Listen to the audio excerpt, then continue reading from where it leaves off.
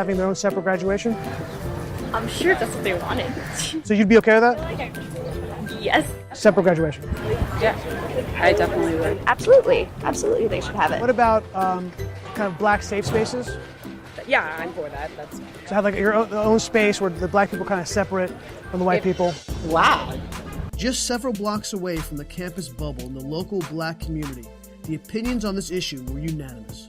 Why? Are you going back in time? Why are you separating? We're all together. But I don't understand the logic there. I feel like that's basically segregation. We should all graduate together. I feel that that's segregation and that shouldn't be happening. It's obviously terrible to separate people by race. Discrimination might not be the ultimate goal, but people take it that way. Do you think it's almost racist to do that? I would think. It's all about social skills, and if you can't converse with people who are not of the same skin color than you, then there's no reason for you to be social at all. Separating people by race at the gym, I don't even understand that. Like, what? It's like white people don't get their feelings hurt when they get dunked on. The landmark case of Brown versus Board of Education overturned the legality of racial segregation based on the premise of separate but equal. But did it really? It's going to be separate. It all has to be equal. Yeah. It can be separate, but it's got to be equal, obviously. Of course, as long as... All right, so you guys can go on my website, the-informant.com, to see the link, or go on social media or MAGA Book. I have it posted over there under Informant Show. The kids are clueless. And they're the ones that are going to be, some of them are going to be voting. They're going to be helping to pick the next president or help President Trump get reelected. And what goes on in the video is that they go to the university, and then they go over to a predominantly black part of town right down the street. And the black part of town says, of course not. Why would you separate us out? Why would we want to be separated? We just got out of that segregation. But the students from all races at the university are like, okay, yeah, because see, the thing is, they don't want to judge. Nobody wants to take an opinion. Let's switch over to immigration. The reason why I did that is that this kind of is what's permeating in the immigration debate, because some of the people that have bought into this type of, well, what is everybody doing? And if we don't want to judge, and if the black students want, if this college wants to put them over there, and then they can go graduate by themselves and separate from, I mean, it's just not America. So I found an interesting article here from Big League Politics on the immigration side. Barack Hussein Obama, as we know, caused massive damage as president. But this says Obama's DHS, Department of Homeland Security Secretary, confirms we are truly in a crisis on U.S. southern border, quote unquote. So the left, oh, there's no emergency on the border. That's just fabrication. The president's there's just a few people coming over trying to do commerce and visit their families. There's no crisis. As the Homeland Security and ICE says, yeah, we've had over 100,000 people that we've caught. That doesn't include the people we didn't catch in the last 90 days. 100,000 plus. But even Obama's Homeland Security Secretary says we are truly in a crisis. So you would think the left would listen to him, right? At least he's supposed to be on their side. It says former Department of Homeland Security Secretary Jay Johnson could not deny the obvious while appearing on MSNBC. This is from Shane Trejo from 4 days ago. It says Democrats have been ignoring an emergency on the U.S. southern border since President Donald Trump took office, but one of Obama's top federal bureaucrats is blowing the whistle about the raging crisis.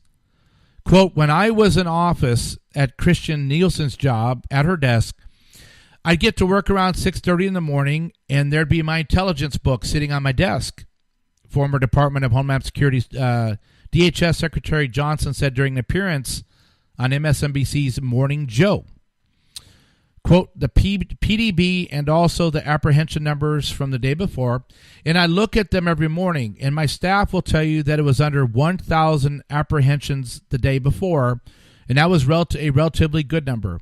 If it was above 1,000, that was a relatively bad number, and I was going to be in a bad mood the whole day if the number of apprehensions the day before from Homeland Security at the border was over 1,000. Okay?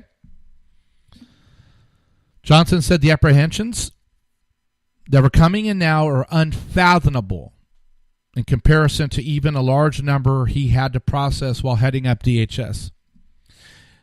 He could not, the numbers, he can't even, they're beyond his mind. Quote, on Tuesday, there were 4,000 apprehensions. Remember, over 1,000 used to make him really mad. He said, quote, I know that 1,000 overwhelms the system. I cannot begin to imagine what 4,000 a day looks like. So we are truly in a crisis. Wow. President Donald Trump is upping his tough talk to our Mexico in the hopes that they will do something to fix the problem. We'll keep it close. We will keep he's talking about the border. We'll keep it closed for a long time, President Trump said on Friday. I'm not playing games. Mexico has to stop this migration problem. President Trump is also yanking aid away from Honduras, El Salvador, and Guatemala because he believes the socialist governments of those failed states are conspiring to send caravans of illegals across the southern border. And why? Because then they can work and send the money back to their countries.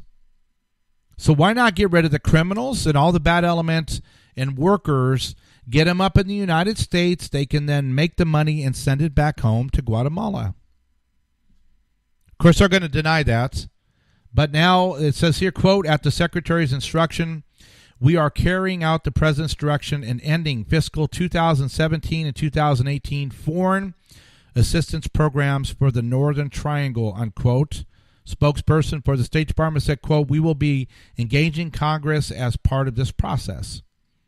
So President Trump's not playing, but Obama's Homeland Security Secretary says, yes, we are in a crisis. And I won't have time to play this audio here, but Colonel Alan West, you can look up theoldschoolpatriot.com, has an article here that says the U.S.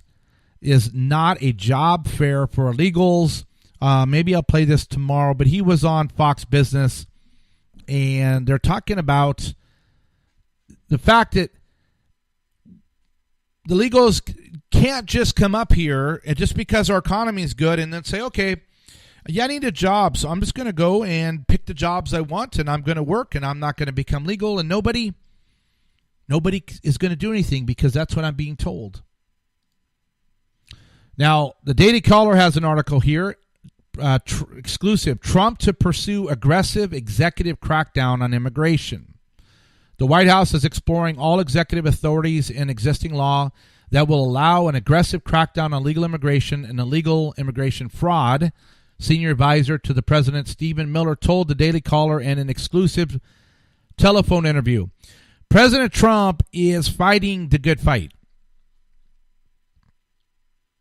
And it's pretty remarkable what he's getting done. Stephen Miller was a brilliant choice to have in the cabinet. He said, quote, there's going to be an aggressive effort to utilize every existing authority in statute, unquote, Miller announced, explaining that several authorities exist in immigration laws passed by Congress throughout history, including the 1996 Illegal Immigration Reform and Immigration Responsibility Act.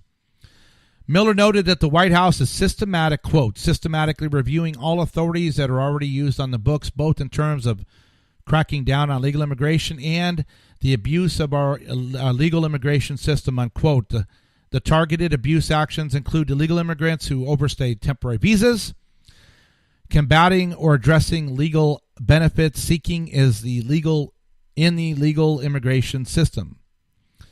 So not only is it the people coming across illegally, not only is it people that are in the country that are getting aid when they shouldn't be, but there's also the visa overstays. And we just had a couple people that were visa overstays, which means they come over on an H-1 or an H-2 visa. They're supposed to be temporary. Then they're supposed to go home, but they don't leave when it's time.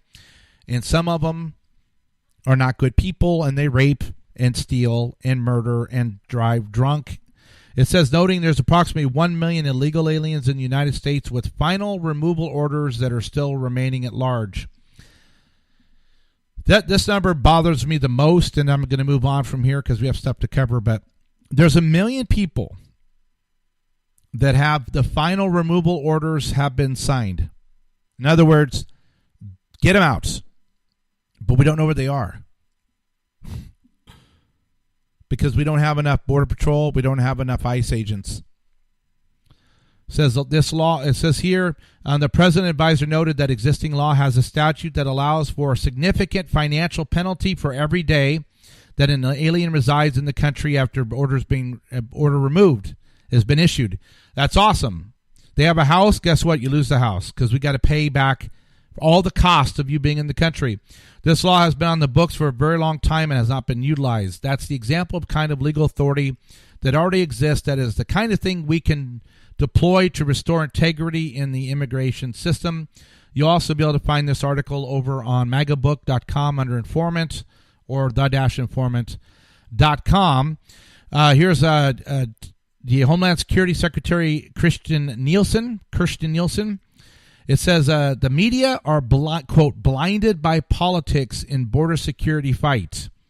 Homeland Security Secretary Nielsen accused members of the press and Congress of being blinded by politics regarding the border situation during a Tuesday interview with Tucker Carlson. And I'm going to play this. It's about close to 3 minutes, but let's hear her explaining that the media simply are blinded by their hatred of President Trump and politics to not even want to realize how bad it is on the border.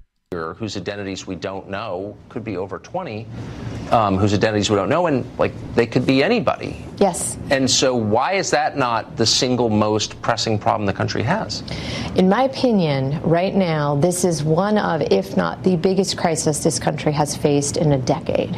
Truly. I mean, Right. The security aspects of this, the humanitarian aspects of this have got to be addressed. So I agree with you.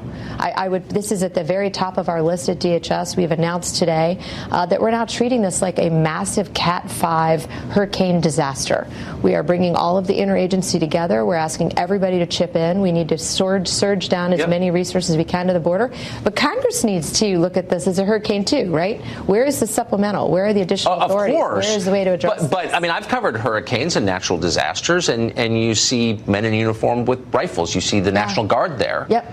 I read a bunch of background quotes from flag officers in the United States military who said that's a frivolous duty for us. We've got a real duty is over in Syria or whatever, some other country.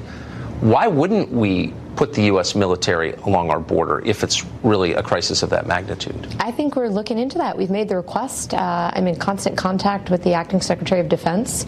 I talked to some of the combatant commanders today. We are, in fact, pushing more and more military resources to the border. And that's what's required. But the president is the commander-in-chief of the military. Would it be possible for him to say, we're moving troops to the border tomorrow? And this is, he could say we're moving troops to Venezuela tomorrow if he wanted, but he can't do it to our own border?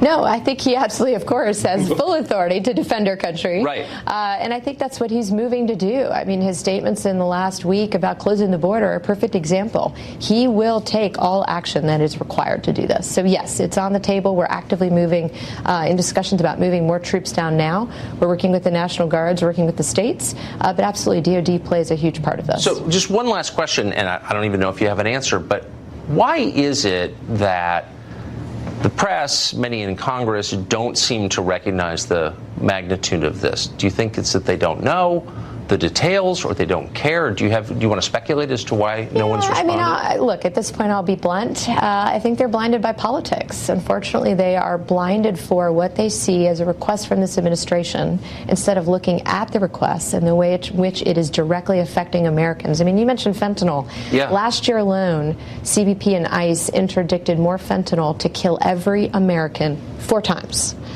I mean, the effects that this is having in American society cannot be understated. I agree with that. Do we have any sense of how much got through without being interdicted? We do not. But the good news is the president requested and did receive additional resources at the border. All right, so there you go. the media is in the Democratic Party and the socialist and the college